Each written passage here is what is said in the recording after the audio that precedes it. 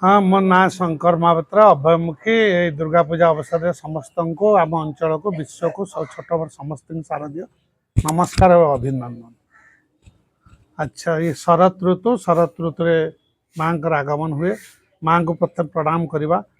जयंती मंगलाकाली भद्रकाली कपालिनी दुर्गा क्षमा शिवरात्रि स्वयं मार विभिन्न रूप हुए। विभिन्न समय से आसे ये धरापृष्ठ को ठीक शरत ऋतु काशतंडी फूल जो माँ आसे ये टाइम रे शोभा वर्धन करें। बिल चाषी क्षेत्र में चाष चलता है। मार मंगल कामना समस्ते करुँच धरापृष्ठ को माँ आसता माने पापर विनाश करने यही हूँ कथा।